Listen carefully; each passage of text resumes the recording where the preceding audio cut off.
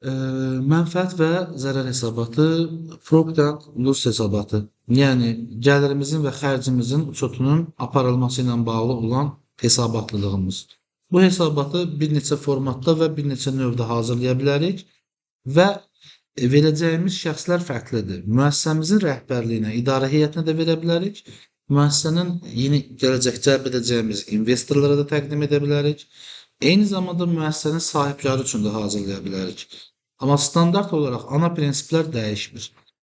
İstənilən mənfəət anlayışının arxasında yatan iki ana predmetimiz var: gəlir və xərclər. Bunları sadəcə biz sinifləndirərək hesabatımızı çeşidləyə bilərik, növlərə ayıra bilərik. Gəlir yalnız bir şəkildə formalaşa bilir, o da əməliyyat fəaliyyətindən. Digər yaranan gəlirlər sair əməliyyat fəaliyyətindən, yəni müəssisənin satışından formalaşmayan gəlirləridir. Buna əsas vəsaitlərin satışı, məzənnədən əldə oluna biləcək gəlirlər və yaxud da eyni zamanda xərclər də daxildir. Sizlə bir şeyi netləşdirək. Öncə hesabatımızı izaha keçməmişdən qabaq, gəlirinizi nə zaman tanıya bilərsinizə gedək. Əməliyyat baş verə bilər, sizə ödəmə də eləyə bilərlər, amma siz ona gəlir deyə bilərsiniz. Gəliri nə zaman deyə bilərsiniz? Siz həqiqətən satacağınız məhsulu, işi, xidməti qarşı tərəfə tam ötürdüyünüz zaman, yəni onun üzərindəki nəzarəti qarşıya keçirdiyiniz zaman gəliri tanıya bilərsiniz. Bu dediyim ifadə mütləq sənədlərlə öz təsdiqini tapmalıdır. Müqavilə anlayışı mütləq olmalıdır. Yəni mütləq bir müqavilə olmalıdır. Azərbaycanda bu yazılı qaydada, amma beynəlxalq arenada həm yazılı, həm şifahi, həm də anında baş verən əməliyyatları gəlir tanıması kimi qəbul edə bilirik. Azərbaycanda isə müqaviləni və anında baş verən əməliyyatları gəlir qəbul edə bilərik. Anında baş verən əməliyyatlara sadəcə Azərbaycanda pərakəndə satış keçərlidir. Biz düşürük mağazaya, mağazadan istədiyimizi alırıq, kassada ödənişini edirik və aktivin nəzarəti ilə bərabər uzaqlaşırıq. Bu nə deməkdir? Anında bir müqavilə əməliyyatı baş verir, məhsullar vitrindədir, qiymətlər üzərindədir. Yəni, sən onu artıq götürürsənsə, deməli qiymətlərin razılaşma protokolu mövcud. Məhsulu götürdün, kassada yaxınlaşdın və ödənişini etdin, artıq məhsulun mülkiyyəti sənə keçdi və əməliyyat baş verdi. Sən burada xərcini, həmin müəssisə isə gəlirini tanıya bilər. Amma iki şirkət arasında, iki biznes subyekti arasında olan əməliyyatlarda siz gəliri bu cür asanlıqla tanıya bilməzsiniz. Məsəl üçün, aldığınız avanslar var. Bundan öncəki çalışmada da keçdiyimiz əməliyyat var. Biz onu niyə ayrı adlandırırıq? Axı bizə onun pulunu ödəyirlər. Pul bizim kassamızda və yaxud da bankımızda və yaxud da başqa bir aktiv hesabımızdadır. Bunu nə üçün qəbul edə bilmirik ki, bu gəlirdir? Çünki bunun qarşılığında biz hələ heç bir fəaliyyət göstərməmişik. Heç bir aktivi qarşı tərəfə ötürməmişik. Heç bir xidmət və iş yoxumuzdur. Etmişiksə də belə təhvil təslim aktımız yoxdur. Yəni qarşı tərəf bizim xidməti qəbul etməyib. Bunlar olduğu təqdirdə, deyək ki, birinci başlayaq xidmətdən. Mən qarşı tərəfə xidmət göstərəcəm. Onun üçün öncədən bir vəsait əldə etmişəm. Bu vəsaiti mən gəlir kimi qeyd edə bilmirəm. Alınmış avans deyə borclandırıram özüm. Borclandırmaqda səbəbim odur ki, mənim hələ buna verəcək bir qarşılığımın olması lazım. Mən nə zaman qarşılıq verə bilərəmsə, o zaman bu mənim gəlirimə çevrilə bilər. Yəni, əməliyyat gəlirə çevrilər. Yəni, istər xərc əməliyyatınızda, istər gəlir əməliyyatınızda ödəmə heç bir əsas təyin etmir. Ödəmə əsas təyin edir hansı halda? Yalnız pərakəndə, ticarətdə, yəni birbaşa bayaq dediyimiz kimi müqavilə baş verdiyində ödəmə malın üzərində nəzarətə birbaşa vasitəçi olduğu üçün qəbul oluna bilər. Pərakəndə ticarətdən başqa heç bir əməliyyat fəaliyyətində ödəmə əsas deyil. Gəlir nə zaman baş verdi və tamamlandısa tanınacaq, xərc nə zaman baş verdi və tamamlandısa tanınacaq. Sənədlər mütləq olması lazımdır, müqavilə, təhvil təslim aktı. Ondan sonra ödəmə prosesi hansı zaman olacaqsa olacaq. Artıq ödəmə prosesinə toxunmuruq. Biz gəlir və xərci danışırıq. Mənfəət və zərərin də əsas predmenti gəlir olduğuna görə biz burada tanınma mərhələsi çox əhəmiyyətlidir. Biz müəssisənin mənfəətdə olduğunu müəyyənləşdirmək üçün gəlirindən xərclərinə çıxmaq məcburiyyətindəyik. Amma hansı gəlirindən bizim tanıdıqlarımız? Tanıma prosesində yanlışlığa yol verərsək, bütün prosesi doğru aparsaq da mənfəət zərər hesabatı yanlış olacaq. Ya sahibkarı, ya investoru, ya rəhbəri aldatmış olacağıq istəmədən, onlara səhv qərar verməyə məcbur edəcəyik. Yəni özümüzün vəzifə bir maliyyətçi olaraq vəzifə təlimatımıza zidd hərəkət etmiş olacaq. Yenə bir təkrarlayıram, gəliri hansı zaman tanıyacaqsınız? Ümumiyyətlə, bəli, hansı zaman? Gələn gəlir deyəndə nəyi nəzərdə tutursunuz? Satış olunandan sonra. Tamam. Belə deyək də, gördüyünüz iş tamamlandıqda və təhvil təslim aktı ilə qəbul olunduqda. Belə yadınızda saxlasanız, bütün əməliyyatlar buna, necə deyim, uyğunlaşmaq məcburiyyətindədir. İstər mal, istər iş, istər xidmət. Heç bir fərqi yoxdur. Yəni, hamısında bir təhvil təslim prosesi olmalıdır, bir ötürülmə prosesi olmalıdır. Yəni, iş tamamlanmalıdır. O zaman, bəli, onun dəyərini gəlir olaraq tanıya bilərsiniz. Birinci haldır bu. İkinci halda nədir əməliyyatımız? Pərakəndə hal dediyimiz, əgər bizim müəssisə pərakəndə satışla məşğuldursa, bəli, bizə ödəməsi olunan bütün əməliyyatlar gəlir kimi tanıya bilərik və yaxud da kassamızdan sildiyimiz aktivin akışını, yəni malın çıxdığını təyin edədiyimiz bütün əməliyyatlar gəlir kimi tanıya bilərik. Bəs yaxşı, bu gəlirin maya dəyəri olaraq biz nələr tanıya bilirik? Ümumiyyətlə, maya dəyəri anlayışımız var idi, satışın maya dəyəri. Beynəlxalq arenada bu formada formalaşır. Satışdan əmələ gəlmiş bütün gəlirlər və məhsul və ya xidmət satışından əldə olunan ümumi gəlir. Satış gəliri olaraq qəbul olunur, revenue deyə. Bu satış gəliri qəbul olunur ki, mən nə satmışamsa, mən orada mütləq gəlir əldə eləmişim. Yəni, siz onu alacaqda qeyd eləmişsiniz və yaxud da pul olaraq almışsınız, heç bir fərqi yoxdur. Yəni, siz sata bilərsiniz, pulunu almamış ola bilərsiniz, siz satıb pulunu anında da almış ola bilərsiniz. Yəni, bunun heç bir fərqi yoxdur. Əsas odur ki, aktiv üzərində nəzarəti ötürmüsünüz, xidmətsə də həmin xidməti tamamlamışsınız. Bu artıq satış kimi tanıya bilərik. Deyək ki, satış gəlirində bunu tanıdıq. Ən üst bölümdə qeyd edəcəyimiz əməliyyat. Cədvəl düzəltdik, ən üst bölümdə yazdıq satış gəliri deyə sətrimizə və qabağına da dəyərini qeyd elədik ki, nə qədər hansı satışdan satmışıq. İkinci mərhələdə qeyd edəcəyimiz şey, bizim birinci tapmalı olduğumuz şey əsas mənfəət, yəni gross profitimizdir. Yəni ilkin mənfəət olaraq biz nəyi tapacağıq, necə tapmalıyıq? Nə satmışıqsa, həmin satışla bağlı olan, həmin satışa bağlı olan əməliyyatları qeyd etməmiz lazım. Ya satdığımız malın dəyərini, satdığımız malın dəyəri ilə bağlı, birbaşa bağlı olan, o satışla bağlı olan xərclərimizi də satışın maya dəyərinə əlavə edə bilərik. Baxın, bizdə açıqlamada nə qeyd olunur? İstehsal və ya alış xərcləri. İstehsal deyəndə nəyi nəzərdə tutur? 202-də bizim topladığımız, yəni hesab nömrəsindən deyirəm, istehsalat məsrəfi hesabında topladığımız məsrəfləri biz nəyə ötürürdük? Hazır məhsul hesabına. Deyək ki, xaricdə hazır məhsul hesabı yoxdur. O zaman nə olacaq? Satışın maya dəyərində toplanacaq. Yəni, maya dəyəri həmin xərcləri silməlisiniz. Amma deyək ki, hazır məhsul hesabımız var. Biz satdığımız hazır məhsulun dəyərini qeyd edəcəyik.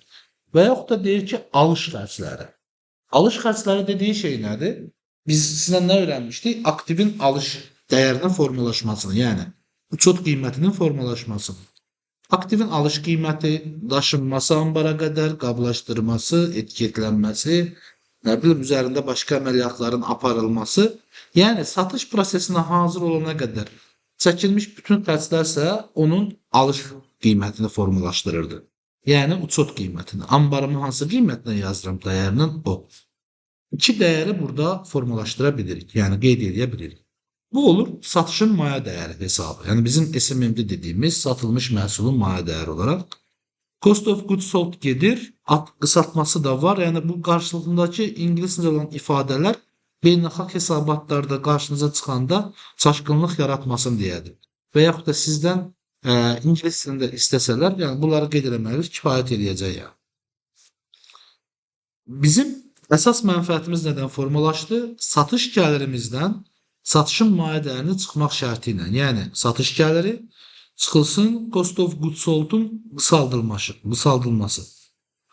Əldə etdiyimiz nəticə olur gross profit.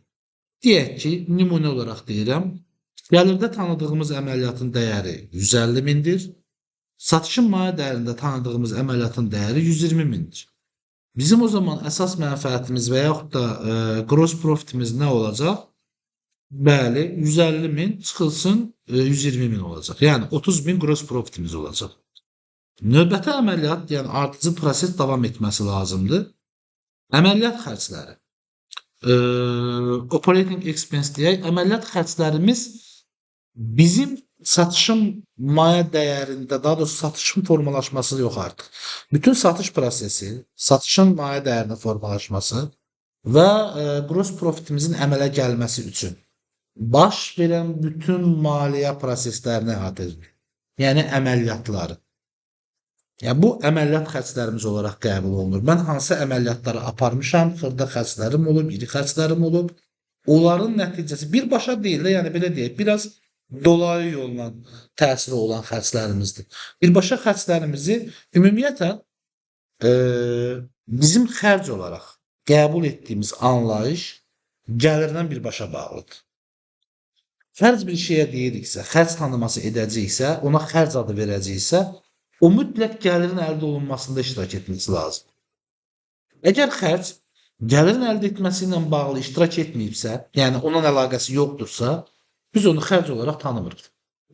Onu ya sahibkarın ödənişi olaraq, ya da ki, müəssisədən hər hansı bir pul vəsaitinin axını olaraq qəbul edirik. Amma xərc olaraq mənfəətləri hesabatımıza qəbul etmirik.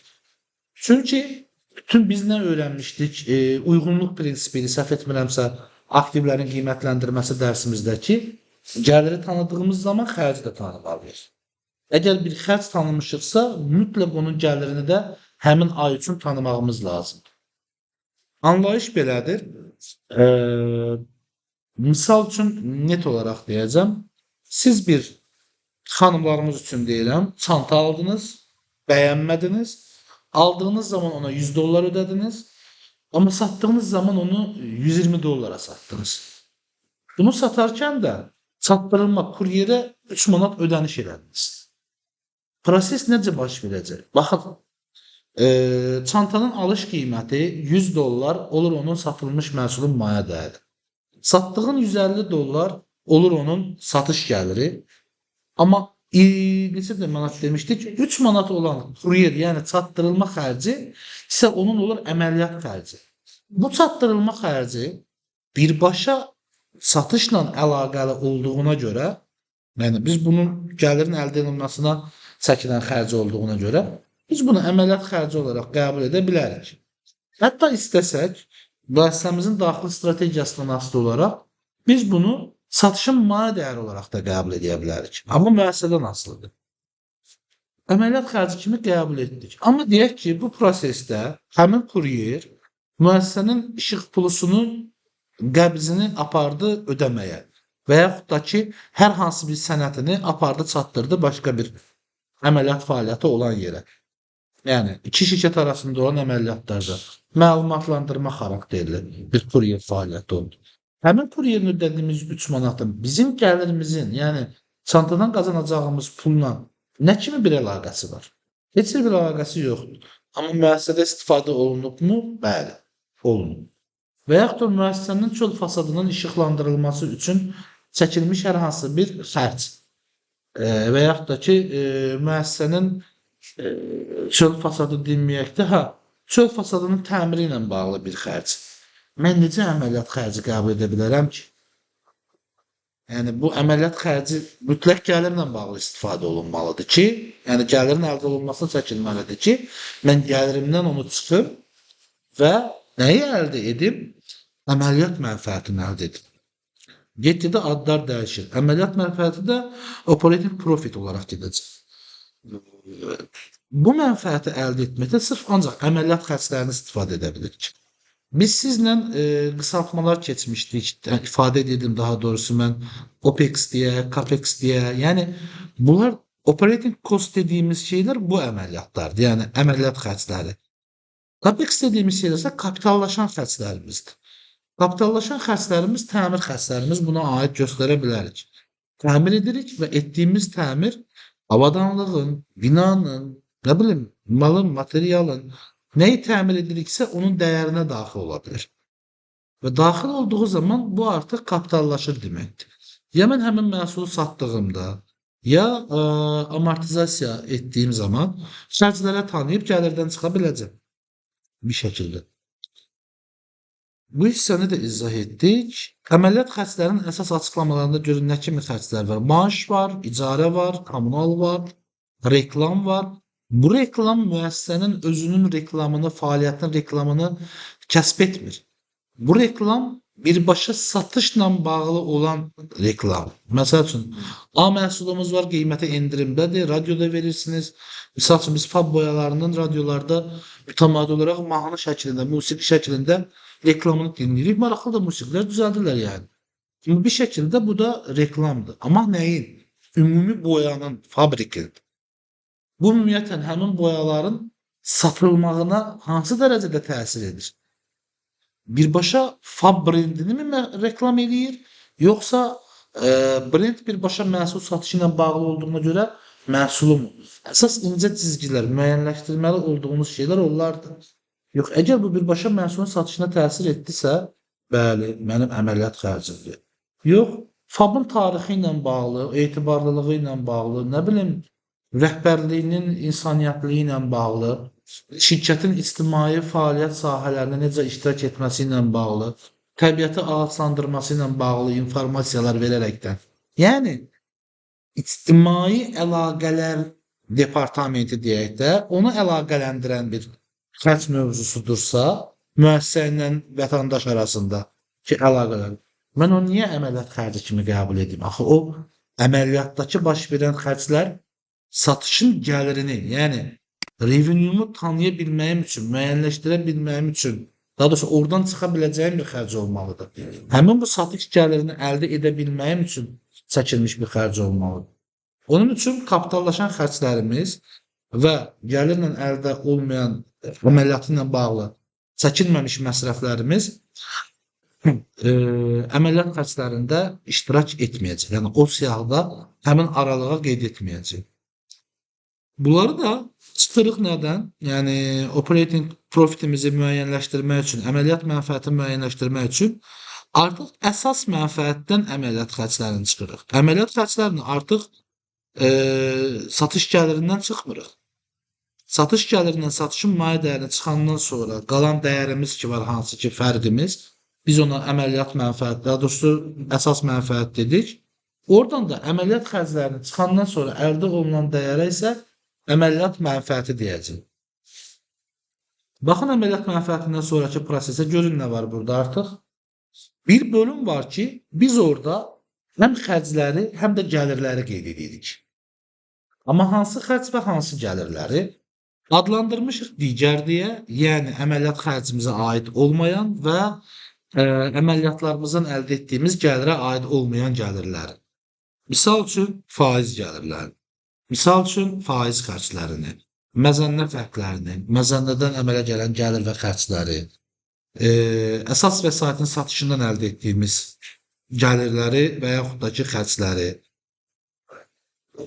və bu tipli digər əməliyyatları qeyd edirik. Yəni, həmin xərcini də, gəlirini də qeyd edirik və yekununda, burada diqqət edirsiniz, plus minus bir dəqiqə, xərc və gəlirləri qeyd edirik. Burada mənfi və müsbət olaraq qeyd edirsiniz və alta toplam verirsiniz. Yəni, vergidən əvvəlki mənfəəti əldə edəcəksiniz. Vergidən əvvəlki mənfəətdə artıq əməliyyatın mənfəəti plus minus digər gəlir və digər xərc var. Yəni, əməliyyat mənfəətinin üzərinə digər gəlirlərimi əlavə edəcəm. Dediyim kimi, faiz gəlirlərimi əlavə edəcəm. Əsas vəsaitin satışından əldə etdiyim gəlirləri əlavə edəcəm. Deyək ki, işçilərim hər hansı bir vəzifə təlimatlarına uyğun hərəkət etməyiblər. Onlardan tutduğum cərimələri əlavə edəcəm. və yaxud da inventarizasiya zamanı ambarımda, kassamda artıq gəlmə baş verib və onun mən dəyərini müəyyənləşdirə bilmirəm, onu əlavə eləyəcəm.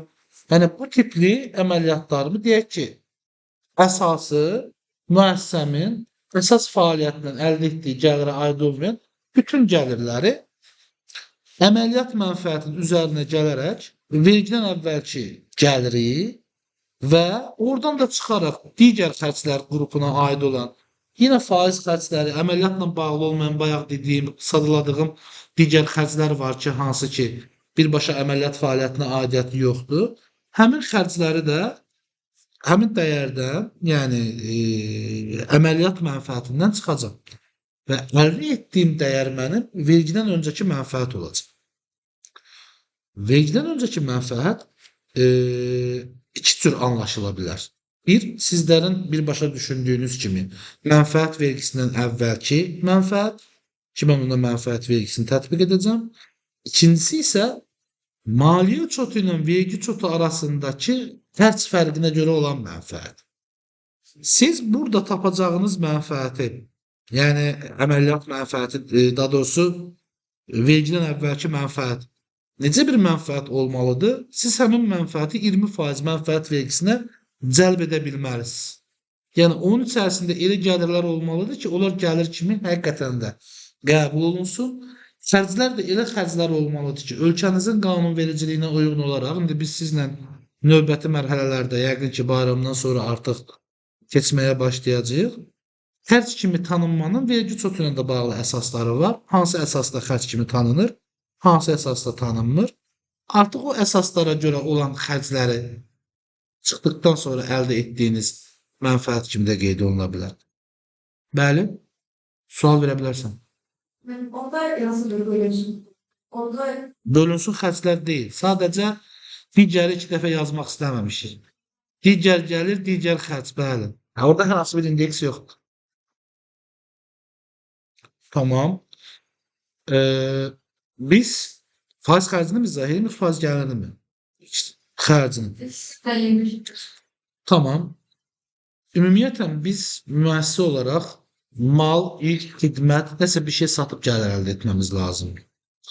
Bizim əmtəyimiz pul olmadıqdan sonra, yəni bank quruluşu, bank olmayan kredit təşkilatı olmadıqdan sonra və yaxud da lombardlar, biz puldan gəlir əldə edə bilmirik. Yəni o bizim fəaliyyət növümüzə aid olmur. Amma necə əməliyyatlar baş verir? Biz birinə avans ödəyirik, şərt qoyuruq ki, yəni mənə çatdıracağım məhsul nə vaxt olmalıdır? Ayın sonuna. Ayın sonuna mənə məhsul çatdırmırsa, verilmiş avansım mənim artıq borc təyinatına keçir. Deməli, o mənim pulumdan başqa tərəfdə istifadə edir. Və mən ondan əlavə faiz gəlir istəyirəm. İllik olaraq əvvəlcədən müqavilə şərtimə qoyuram. Və o əldə etdiyim faiz olur mənim gəlirim. Amma necə bir gəlirim olur? Əməliyyat fəaliyyətinə aiddirmi? Xeyr. Ona görə digər gəlirlərimin içərisində faiz gəlirləri sətrinə qeyd edirəm. Xərclərim də eynən. Mən hər hansı bir pul vəsaiti həm bankdan, həm digər təşkilatlardan borc götürdüyüm zaman, borca görə mənə təyin etdiyi illik faizə görə də ödədiyim bir faiz xərcləri var. Həmin xərcləri də mən faiz xərci olaraq qəbul edirəm. İmtahanınızda bununla bağlı çox gözəl bir sual var. Yəni orada nəyə faiz xərci kimi, faiz xərci orada da var. Amma onun nə qədərini əməliyyat xərci kimi, nə qədərini isə digər xərc kimi tanımalı olduğunuzdan bağlı bir sual var. Onu müəyyənləşdirmək sizlə aiddir. Bu dərsi də keçməkdə əsas səbəblərdən biri elə həmin hissəni də müəyyənləşdirməkdir.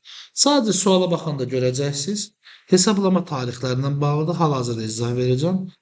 Deyək ki, sizin götürdüyünüz kreditin və yaxud da borcun məbləği 3 illikdir. 3 ilə görə sizin bir ümumi faiz xərciniz də formalaşır. Hər il 10% deyək ki, dəyərin 10% olaraq götürdük. Bu formalaşan faiz xərcləri əsas məbləğ nisbətində olur. Mən əgər əsas məbləği ödəmişəm, faiz borclarımı ödəməmişəmsə, daha doğrusu faiz borclarımı ödəməmişəm və yaxud əsas məbləğin ödənişini 3 ilə deyil də 4 ilə etmişəmsə, amma müqavilədə 3 ilə etməliydim, o uzanan 1 ili mən faizin xərci olaraq qəbul edə bilmərəm. Burada subyektiv bir səbəb var. Müəssisə olaraq ya da şəxs olaraq kimsə əməliyyat fəaliyyətini doğru qiymətləndirmədiyinə görə bu proses baş vermişdir.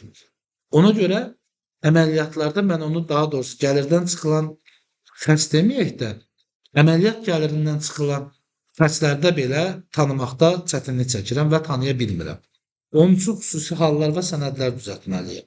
Ona görə bizim götürəcəyimiz üzərimizə olan faiz öhdəlikləri və borcun öhdəliklərinin tarixini elə doğru şəkildə seçməliyik ki, bizim ödəmə qabiliyyətimiz onu qarşılasın. Siz biznes kreditlər bölümündə falan çalışmısınız ümumiyyətən, olubmu? Görürsünüz, müəssisələrdən hər zaman onların maliyyə vəziyyəti ilə bağlı əməliyyatlar istənilir. Ki, durumu nə yerdədir, satış hesabatları istənilir, nəyə görə rentabelliyinə baxılır ki, gəlir əldə etməsi, rentabelliyi nə yerdədir. Niyə ona baxılır? Çünki mənə bunu ödəyə biləcək, yoxsa yox deyə. Bəli, ödəmə qabiliyyətinin ölçülməsi üçün. Bunu müəssisənin mühasibinin vəzifəsidir ki, krediti götürmək istəyən sahibkarına, rəhbərinə göstərsin ki, onun bu əməliyyatları ödəmə qabiliyyəti olacaq, yoxsa yox. Neçə müddətə olacaqsa, o müddətdə krediti götürməyə cəhd eləsin və yaxud da borc almağa cəhd eləsin. Verginin öncəki mənfəət formalaşdı, deyək, və əməliyyat mənfəətindən, yəni əməliyyat xərclərini çıxdığımızdan sonra əldə olunan digər əməliyyat mənfəətindən digər gəlir və xərci çıxandan sonra bizim əldə etdiyimiz dəyər vergiden əvvəlki mənfəət adlanır. Vergiden öncəki mənfəətdə isə çıxacağımız tək şey olduğumuz ölkənin və yaxud da təyin etdiyimiz verginin dərəcəsindən olan tutulmadır. Azərbaycanda 20%-dir mənfəətdən verginin tutulması. Ona görə vergiden öncəki mənfəət 20% dərəcəsindən vergiyə cəlb olunacaq.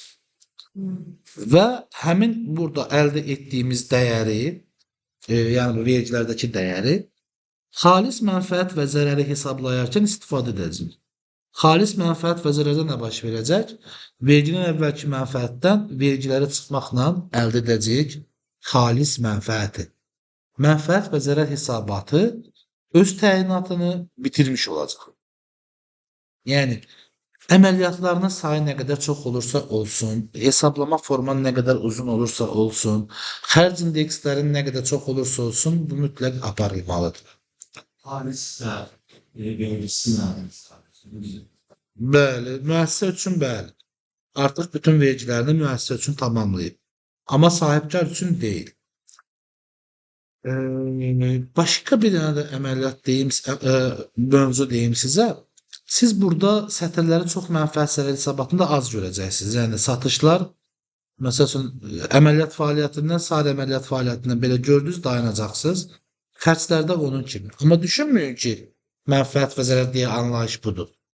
Sənin məhsulun neçə çeşiddirsə, o çeşidə qədər qoya bilərsən ora.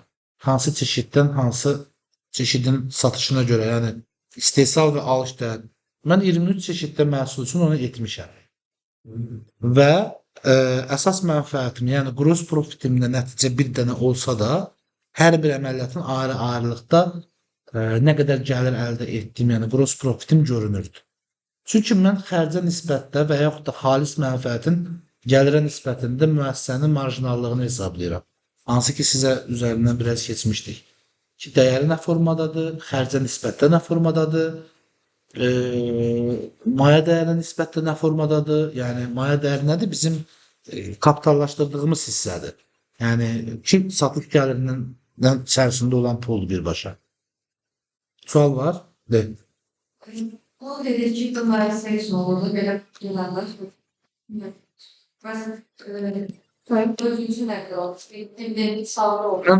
Mən 10 bilirdim. Dünənlərim tələbələrimizdən biri dedi ki, müəllim, onu dəyişdiriblər artıq, 5%-ə indiriblər. Dividend vergisi 5%-dir.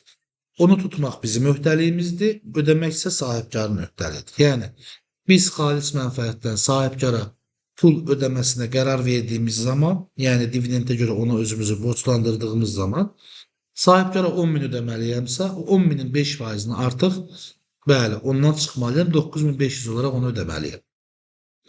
Artıq Azərbaycanda investisiya təşviqi formalaşsın deyə başqa müəssisələr, təşkilatlar, sahibkarlar, xaricdəki Azərbaycanlılar Azərbaycana investisiya yatırıb yeni müəssisələr qurmaları üçün dividend vergisi 5%-ə indirildi, yəni o faizdə. və bəzi yerlərdə ümumiyyətlə güzəşti belə mövcuddur. Hələ ki bu, indi isə bu əməliyyatı atıram sizə, nümunələri ilə bir incələyəsiniz. Mən sizə üzərindən keçim. Gəlir olaraq qəbul etmişəm 45.000 manat. Yəni məhsul satışından əldə etdiyim gəlirimi göstərmişəm. Bir ədəd məhsul 45 AZ-dən satmışam. İzahını, açıqlamasını vermişik. Xidmətin göstərilməsi 6.000 manatlıq da xidmət tanımışam. Kosmetik konsultasiya və dəri baxımı ilə bağlı. Onlayn satışdan gəlir əldə etmişəm. 4500 manat e-ticarət platforması üzərindən. İcarəyə verilən avadanlığım olubdu. 1200 manat da oradan gəlir əldə etmişəm. Salonda istifadə olunmayan cihazlarımı icarəyə vermişəm başqasına. Və faiz gəliri əldə etmişəm 300 manat. Kimisə gecikməsindən ya verdiyim pulun üzərində 300 manat da faiz gəliri əldə etmişəm. Mənim ümumi gəlirlərim bunlardır. Toplam 57.000 manat. Və satışın maya dəyərində mənim nələrim mövcuddur? Malın alış dəyəri var, yəni topdan alış qiymətim, daşıma xərcləri var, 2000 manat. Bakı daxili və yaxud da ki, bölgələrlə bağlı, yəni alanda daşıdığım. Aldığım məhsulları qablaşdırma xərcim var və gömrü rüsumum var. 29.500 manatda satışımın maya dəyəri var. Əməliyyat xərclərim, işçinin maaşı 6.000, icarə haqqı 2.000, reklam və marketinq 1500, kommunal xərcim 600 manatlıq civarda, ofis ləvazimatı, təlim və inkişaf, sığorta 250 manat, mühasibat və hüquq xidmətləri isə 500 manat olaraq 11.550 manatda əməliyyat xərcim var. Digər gəlir və xərclərim, gəlirlərimin içərisində nə var idi mənim? 300 manat gəlirim var deyirdim, düzdürmü? Baxın, artıq onu qeyd etdiyim yer burada və açıqlaması da mövcuddur. Bank depozitində yatırdığım vəsaitdən faiz gəliri əldə etmişəm. Faiz xərcim olub 400 manat, minusdan qeyd edirəm, kredit üzrə ödəniş. Valyuta məzənnəsi fərqinə görə də 150 manat əlavə dollarla alınan məhsullarla bağlı xərcim var. Digər gəlir və xərcimin cəmi nə qədər edir? Yəni 300-dən 550 manat çıxıram, mənfi 250 manat. Yəni mən növbəti prosesdə mənfi 250 manatı nəzərə almalıyım. Sizdən xahişim nədir? Bu hissəni yerinə yetirməyiniz. Götürmə arxasında qoymuşum. Təəssüflər olsun ki,